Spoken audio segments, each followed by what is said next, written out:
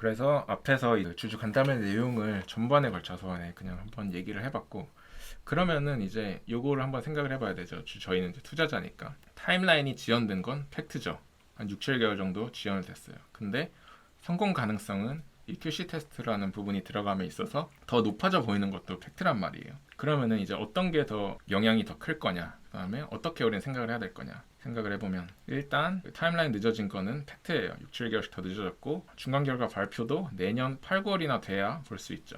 그러면은 이제 다음 주에 어떻게 움직일 것 같냐? 하락할 확률이 훨씬 높겠죠. 왜냐면 이 회사가 뭐 뭘 설명하고 뭐 때문에 늦어졌고 성공 확률은 더 높아졌고라고 해도 일단 팩트 표면적으로 드러난 거는 타임라인이 지체됐잖아요. 6, 7개월. 그러니까 단기 모멘텀을 노리고 들어온 수급은 빠져나갈 확률이 높지 않을까. 뭐 환자 모집 수가 서프라이즈 날 걸 기대했거나 뜬금 호재를 기대하고 들어온 물량이나, 그 다음에 회사를 못 믿는 수급들도 빠져나갈 것 같아요.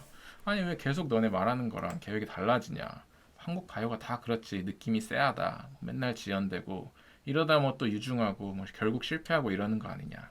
그래서 타임라인 지연에 대한 실망 매물이 나오면서 주가는 한동안 하락 또는 횡보할 수도 있지 않을까라고 생각을 하더라고요. 그리고 주가는 저희가 보통 얘기를 할 때 이 6개월을 두 개 분기를 선반영한다고 보잖아요. 그래서 중간 결과 그러면 분석이 나오기 전까지 6개월 정도, 25년 2, 3월까지는 모멘텀이 없을 수도 있어 보여요. 지금 보면은 25년 2, 3년까지는 환자 모집 계속 되는 거 말고는 나올 이슈가 또 없어져 버렸거든요. 그러니까 이 정도는 향후에는 또 단기 모멘텀도 사라진 상황이고, 그러면은 주가가 좀 빠질 수 있지 않을까? 좀 빠질 수 있다고 생각을 해요. 근데 그러면 어디까지 빠질 수 있을까? 심리적으로 그냥 한번 좀 체크만 해보면은, 일봉을 보면은 이제 밑에 뭐 공간이 너무 많이 남아 있으니까 가만히 안 되고, 지금 5년짜리 이제 주봉으로 이제 보면은 주봉에 그나마 한 120주선이 한 26,700원 정도에 이제 위치를 하고 있더라고요. 그래서 저라면은 뭐 여기까지는 빠질 수 있다고 생각을 하는데, 만약에 이제 이 선을 건드리면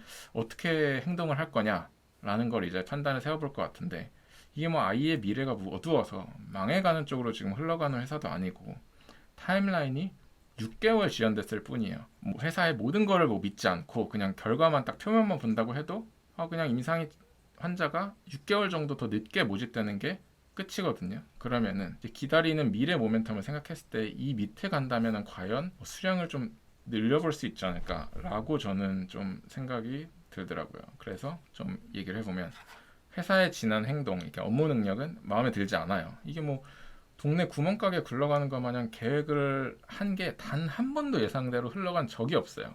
맨날 지연되고 계획대로 안 되고 수정되고 뭐 돌아가고 다시 하고, 그다음에 경영진의 태도 또한 마음에 들지 않는 부분이 많아요. 저는 바이오 회사의 가장 큰 덕목 중에 하나가 투명성이라고 생각을 하거든요. 그러니까 금융시장법에 위배가 되는 부분이 아니라면 시장과 주주들한테는 최대한 커뮤니케이션을 하고 이해시키는 게 중요해요. 예를 들면은 환자 모집 현황 왜 안 밝히다가 이런 자리에서만 밝히는데 계속 요구를 했거든요. 늦어지면 늦어지는 대로 계속 그냥 공유를 했었어야죠. 테스트 추가된 부분, 이거 보니까 추가된 거 오늘 내일 추가된 게 아니라 이미 상반기부터 1Q부터 추가가 돼가지고 작업을 했더만요. 그러면은 이때부터 이미 지연은 기정사실화된 거였는데 왜 그때 안 밝히고 이제서야 지금 밝히는지. 이 주가를 계속 방치하니까 결국 주가가 다 흐른 상태에서 밝힌 거잖아요. 그러니까 뭔가 이런 정보를 컨트롤하려는 거는 진짜 아집이고 뭔가 고집이에요. 뭔가 주가에 이런 정보들을 유용하게 적재적소에 정보를 쓸 능력도 지금 없는 경영진들이 최소한 능력이 없으면은 그때 주주들한테 다 공유를 하는 게 훨씬 낫다고 저는 생각을 합니다. 다만 또 긍정적인 부분을 생각해 보면은 저는 투명성이 물론 가장 중요하지만 도덕성도 되게 바이오 투자를 함에 있어서 중요하다고 생각을 하거든요. 이 바이오 회사의 아주 대표적인 중요하게 봐야 되는 부분이라고 생각을 하는데, 이 바이오 회사가 어쨌든 최종 승인이라는 결과가 나오기 전까지는 대표 혓바닥으로 주식 장난질 치기가 정말 최고의 섹터예요. 뭐 효과가 있다더라, 뭐랑 협상을 하고 있다 등등 이런 얘기를 하면서 뭐 유증하고 고가의 뭐 대주주 장내매도 하고 장난치기가 너무 좋은데, 최소한 매지오는 주식 장사를 한 적이 없어요. 뒤에서 주식 가지고 장난을 친 적도 뭐 모르죠. 이건 제가 아직 모르는 부분일지 모르지만 최소한 없어요. 주주들한테 해가 갈 정도로 지금 장난을 친 적은 없는 것 같고, 그리고 바이오 회사들이면 유증 무조건 하잖아요. 매지오는 아직 유증을 한 적이 없어요. 주주들한테 손을 벌린 적이 없고 다 기관 유치하고 투자자 유치해서 임상을 지금 진행하고 있습니다. 그러니까 지금의 이 상황이 회사가 거짓말을 치고 있는 게 아니라고 만약에 판단이 되면 올해 남은 기간은 일부 조정을 거치고 나면은 저는 컨빅션 바이를 외쳐도 되는 구간이라고 생각을 하거든요. 장기 투자 입장에서.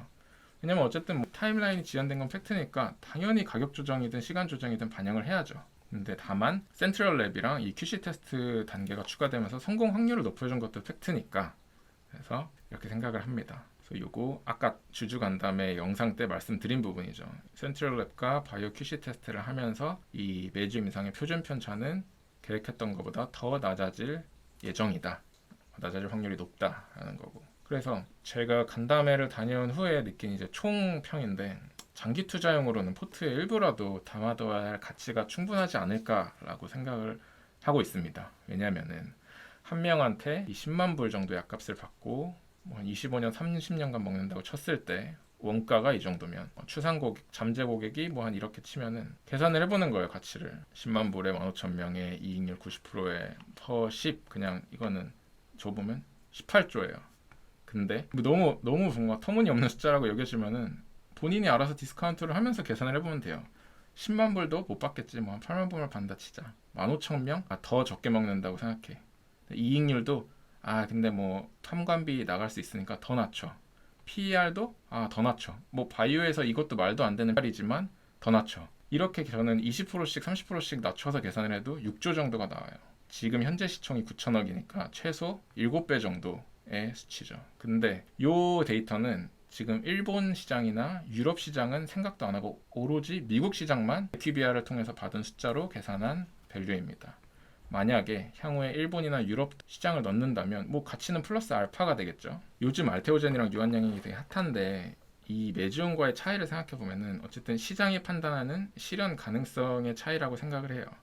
실현 가능성을 시장 참여자 모두가 믿게 되는 시점에는 이미 주가는 저 위에 올라가 있겠죠. 현재는 지금 리포트도 한 게 없는 시장에서 아예 무관심한 상태인데 그래서 이 부분을 좀 각자 생각을 해보고 푸트에 어떤 비중으로 어떻게 좀 타임라인을 잡고 투자를 할지 한번 생각해 볼 만한 가치가 충분히 있는 종목이다라고 생각을 합니다.